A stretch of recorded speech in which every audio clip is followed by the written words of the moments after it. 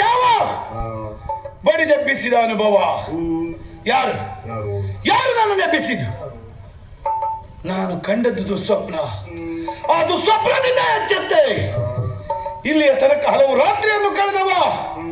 ಇಂತಹ ಒಂದು ದುಸ್ವಪ್ನ ನನ್ನ ಬದುಕಿನಲ್ಲಿ ಬಿದ್ದದ್ದಿಲ್ಲ. ಯಾಕೆ ಬಿತ್ತು? ಯಾಕೆ ಈ ರೀತಿ?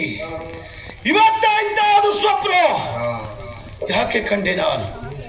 ಬೆಳಗಿನ ಜಾವದಲ್ಲಿ ಬಿದ್ದಂತಹ ದುಸ್ವಪ್ನದ ಸನ್ನಿವೇಶ, ಎಂತೆಂತಹ ದೃಶ್ಯವನ್ನು ಕಂಡೆ. ಕಣ್ಮುಂಭಾಗದಲ್ಲಿ ಬಂತಲ್ಲ, ಒಂದೆಡೆ ಕ್ಷೋಣಿಪನಾದಂತಹ ಹಿರಣ್ಯಕಶ್ಯಪು ತನ್ನ ಮಗನಾದಂತಹ ಪ್ರಹ್ಲಾದನನ್ನು ಶಿಕ್ಷಿಸುವುದಕ್ಕೆ ಮುಂದಾದಂತಹ ದೃಶ್ಯ ನನ್ನ ಕಣ್ಮುಂಭಾಗದಲ್ಲಿ ಬಂತಲ್ಲ.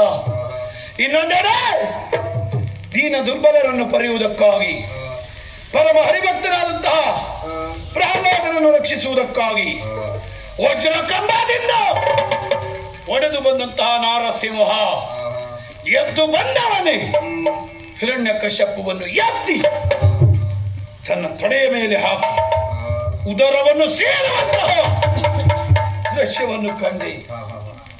ಇದನ್ನೆಲ್ಲ ಕಂಡಾಗ ಮನಸ್ಸಿಗೆ ನೋವಾಯಿತು, ಭಯವಾಯಿತು. ಯಾಕೆ ಈ ರೀತಿಯಾದಂತಹ ಭಯ? ಹೆದರಿದೆ, ಬೆದರಿದೆ, ಒಂದಿದೆ. ನಾನು ಹೆದರುವುದ? ನಾನು ಭಯಗೊಳ್ಳುವುದ? ನಾನು ಯಾರು? ಬ್ರಹ್ಮದೇವರಿಂದ ವಿಶೇಷವಾದಂತಹ ವರ ಸಂಪನ್ನ.